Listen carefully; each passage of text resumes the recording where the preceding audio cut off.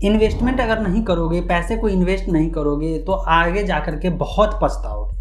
आज के समय में इन्वेस्टमेंट सभी लोगों के लिए बहुत ज़रूरी है। अगर आप स्टूडेंट हैं तो आपको अपने स्किल में इन्वेस्टमेंट करना चाहिए, और अगर आप अर्निंग मेंबर हैं, मतलब कि जॉब से, बिजनेस से या जैसे भी अगर आप पैसा कमा रहे हैं तो मतलब आपको पैसा कहीं ना कहीं इन्वेस्ट करके पैसे को ग्रो करना ज़रूरी है। दोस्तों, आज के इस वीडियो में समझेंगे कि आखिर इन्वेस्टमेंट करें क्यों। जब रीज़न फाइंड आउट हो जाएगा, आपको एक सॉलिड रीज़न मिल जाएगा, तब जाकर के आप जो है एक्सप्लोर करिएगा कि मुझे अब इन्वेस्टमेंट करना कहाँ चाहिए। तो चलिए सबसे पहले इंपॉर्टेंट पॉइंट, क्योंकि आज के तारीख में जो इतने जो है कंज्यूमरिज्म हुआ है तो लोग जो है इन्वेस्टमेंट को साइड कर दिए हैं और खर्च पे ज़्यादा ध्यान दे रहे हैं। मतलब ये कि वो जो है सोशल मीडिया के ज़माने में नए नए चीज़ को देखते हैं, लग्जरियस चीज़ को देखते हैं और उस चीज़ को खरीदते हैं। जब से EMI आया है तब से तो और ही आसान हो गया है किसी भी प्रोडक्ट को परचेज करना। ऐसे में जहां एक तरफ यूथ जो है इन्वेस्टमेंट को साइड कर रहा है, वहीं दूसरे तरफ एक जो है इसी यूथ का एक वर्ग जो है जो इन्वेस्टमेंट को बहुत सीरियसली ले रहा है। आप किस कैटेगरी में आते हैं ये समझना जरूरी है। आप किसी भी एज ग्रुप में हैं, आपके लिए इन्वेस्टमेंट बहुत जरूरी है अगर इस वीडियो को देख रहे हैं तो। अगर आप स्टूडेंट ग्रुप में हैं तो कहाँ इन्वेस्ट करें, क्योंकि आपके पास अर्निंग तो है नहीं। अब आपको स्किल पे इन्वेस्टमेंट करना है, क्योंकि आपको फ्यूचर में पैसे कमाने हैं और फ्यूचर जो है आपको ये देखेगा कि आप उसके लायक है या नहीं है। आप जो अभी कोर्स पढ़ रहे हैं, चाहे वो मेडिकल हो, चाहे वो इंजीनियरिंग हो, चाहे दूसरे डिपार्टमेंट से हो, इससे मतलब नहीं है।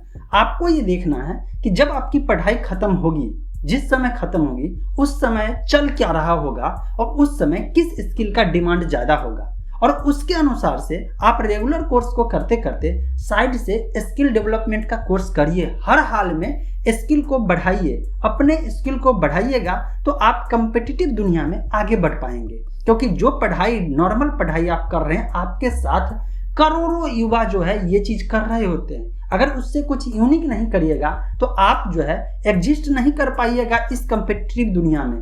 आप किसी कंपनी में जॉब के लिए जाइएगा, आपसे पहले लाखों लोग वहां पे एप्लीकेंट होंगे और उनके पास एक्स्ट्रा स्किल होगा, वो सिलेक्ट हो जाएंगे, राइट। अगर आप कोई बिजनेस करने चलिएगा, अगर आपके पास कोई स्किल या माइंडसेट होगा, तभी जा करके आप कुछ नया करने की सोच पाइएगा। और बिजनेस जब करने जाइएगा तो वहाँ पे आपका स्किल जो है इतने सालों में जो सीखे हैं वो डेडिकेशन के साथ इम्प्लीमेंट करिएगा, तभी जा करके आपका बिजनेस सक्सेसफुल होगा। क्योंकि अब जमाना बिजनेस करने का चेंज हो रहा है। एक समय था सिर्फ ऑफलाइन बिजनेस होता था, अब डिजिटली दुनिया आने के बाद जो है बिजनेस का रूप भी चेंज हो रहा है। ऐसे में आपके लिए जरूरी है कि आपको नए नए चीज को सीखना है एज ए स्टूडेंट। ये हो गई बात। चलिए अब बात करते हैं, अगर आप अर्निंग मेंबर हैं, मतलब कि अभी आप पैसा कमा रहे हैं, छोटा सा जॉब कर रहे हो, 10,000 का महीना हो, 50,000 का महीना हो, मायने नहीं रखता है। जितना भी सैलरी है उस सैलरी को अगर पूरा खर्च कर रहे हैं तो आने वाले समय में आप रोइएगा, इस बात को गारंटी देता हूँ। लेकिन अगर यहीं पे जो भी पैसा कमा रहे हैं उसमें से कुछ परसेंटेज को आप पैसे को ब्लॉक करके और फिर उस पैसे को कहीं ना कहीं सही जगह पे इन्वेस्टमेंट कर रहे हैं, जिससे कि आपका पैसा ग्रो हो। अब देखिए, यहाँ पे समझना जरूरी है कि मुझे इन्वेस्टमेंट करना ही क्यों है और पैसे को ग्रो क्यों करना है। अगर आपके पास पैसा, सैलरी आता है और 100% खर्च कर रहे हैं, तब तो जिंदगी भर आपको लेबर की तरह, मजदूर की तरह या नौकर की तरह खटना पड़ेगा, काम करना पड़ेगा, ऐसे ही करते रहना पड़ेगा। और आपका जो बॉस होगा वो आपको सप्रेस करेगा, आपका जो शोषण करेगा, आप समय पे काम नहीं करके देंगे और साथ ही साथ जो है वो जो कहेगा वो बात मानना पड़ेगा, क्योंकि आपके पीछे जो भी पैसा खर्च हुआ था वो सब तो खत्म है ना। आपके पास कुछ बचा ही नहीं है जो आप बीच में गैप या ब्रेक ले सके और जो शोषण कर रहा है उसका मुंहतोड़ जवाब दे रहा है ना। तो अब आपको क्या होगा, यहाँ पे जो पैसा है भी, अगर आप मान लीजिए पैसे को रख लिए, अब उस पैसे को आप इन्वेस्टमेंट नहीं कर रहे हैं। मान लीजिए कि जो भी पैसा कमाए उस पैसे को आप सेविंग अकाउंट में रख दिए या कैश में अपने घर में रख लिए। अब दिक्कत ये है कि जैसे जैसे महंगाई बढ़ रही है, हर साल जो है महंगाई बढ़ता है, तो इन्फ्लेशन के वजह से आपके पैसे का वैल्यू डिग्रेड हो जाता है, वैल्यू कम हो जाता है। सपोज कि महंगाई 7% है, ऐसे में हर साल 100 रुपये में से 7 रुपये जो है आपका डिडक्ट हो जाता है। अब 93 रुपया बचा, फिर अगले साल 93 में से जो अब उसका 7% है वो डिडक्ट हो जाएगा। मतलब कि एक तरह से समझिए आपका पैसा रखा पैसा घट गया।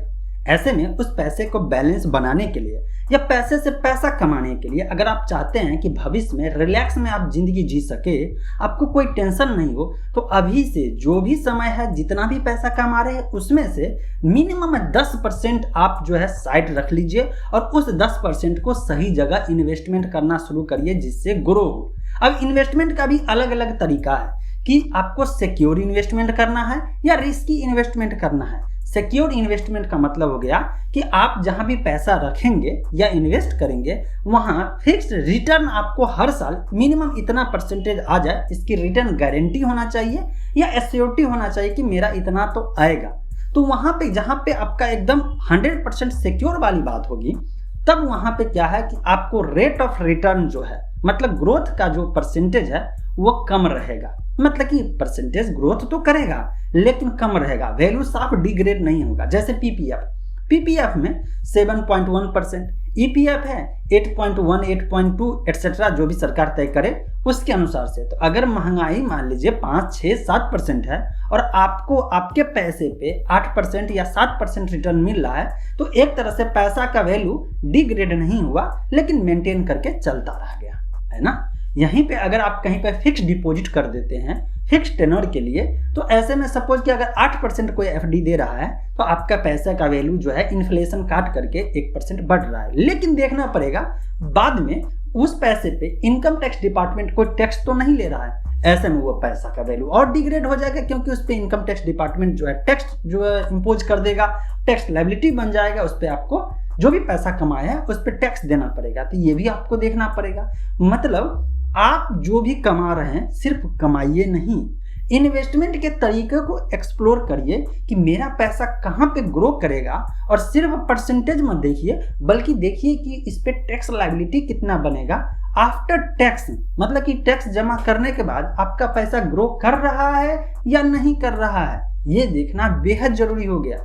यहीं पे जब से डिजिटल प्लेटफॉर्म पे शेयर मार्केट और डिजिटल ब्रोकर जो आ गए हैं, स्टॉक ब्रोकर, ये सब आने के बाद लोग जो है डायरेक्ट म्यूचुअल फंड और शेयर मार्केट में पैसा इन्वेस्टमेंट कर रहे हैं। शेयर मार्केट में रिस्की इन्वेस्टमेंट है लेकिन इंप्रूवमेंट बहुत ज़्यादा है, रेट ऑफ रिटर्न ज़्यादा भी है और कभी कभी लोगों का पैसा डूब भी जाता है। अब यहाँ तक वीडियो देखें, आप सोच रहे होंगे यार ये तो बहुत सिंपल बात है, लेकिन ये रियल में इम्प्लीमेंट करना बहुत डिफिकल्ट हो रहा है आज के यूथ को। ऐसा क्यों कर रहा हूँ? क्योंकि जब से ये सोशल मीडिया, खासकर इंस्टाग्राम रील, शॉर्ट वीडियो और फैशन शो का चीज जो देखना शुरू किए और इधर कंपनी आकर के ईएमआई पे सारे प्रोडक्ट को जो है प्रोवाइड कराना शुरू किया, लोगों के पास जो पैसा होता है उस चीज को वो तुरंत में खरीद लेता है, या जो चीज तुरंत में परचेज करने की क्षमता नहीं रखता है और देखता है 1 लाख का सामान ईएमआई पे, बहुत ही सस्ते ईएमआई पे परसेंटेज पे आपको प्रोडक्ट मिल रहा है, जो कि होता नहीं है। अगर पूरा का पूरा परसेंटेज जोड़िएगा तो 24% से ऊपर तक चला जाता है ईएमआई में, लेकिन चूंकि इंस्टॉलमेंट छोटा और टेनर जो है ज्यादा कर देता है, मतलब 1 साल 2 साल के लिए लोग ले लेता है और इसके बाद उसका ईएमआई भर रहा होता है और उसको लगता है अरे यार भैया तो बहुत ही आसान था ना, इस चीज को मैंने परचेज कर लिया, जबकि उसको जरूरत नहीं था और इसीलिए खरीद लिया क्योंकि ईएमआई का सिस्टम आ गया, आसान से जो है कोई प्रोडक्ट को परचेज कर सकता है किस्त पे, तो वो सामान लेके रख लिया। अब चूंकि अब फिक्स टाइम के लिए हो गया कि हर हाल में ईएमआई जमा करना है, तो उसके पास धीरे धीरे जा करके मल्टीपल जगह से मल्टीपल चीजें को ईएमआई पे लाने के बाद अब उसकी मजबूरी हो जाती है लोगों की कि उसको हर हाल में किस्त जमा करना है। सामान तो ले आया, एक तरह से कंज्यूमरिज्म को जो है बढ़ावा दे दिया, लेकिन अब इन्वेस्टमेंट करने के लिए पैसे को सेविंग ही नहीं कर पा रहा है, जो उस पैसे को सेव करने के बाद वो इन्वेस्ट करे कहीं। इसीलिए मैं कहता हूं, आप अगर अर्निंग करना शुरू किए हैं तो आप जो है सबसे पहले उसमें से 10% को सेव कर लीजिए, टच मत करिएगा, और सिर्फ सेव करके बैंक में मत रखिए, उस पैसे को सही जगह इन्वेस्टमेंट करना शुरू करिए और इसको हैबिट बना लीजिए। इसको तुरंत में जो है बहुत डिफिकल्ट फील होगा, लगेगा यार मेरा पैसा कमाया हुआ है लेकिन बहुत दिक्कत दे रही है, पैसे को देख रहे हैं लेकिन उसको टच नहीं करना है। लेकिन ये आपको खुशी तब मिलेगा जब अगले 10 साल में या 15 साल में आप उस पैसे को कई गुना बढ़ा चुके रहेंगे। आपको लगे यार ये तो मेरा बहुत बढ़िया डिसीजन था। मैं आपको एक रिलेटेबल जो है एग्जांपल देता हूँ।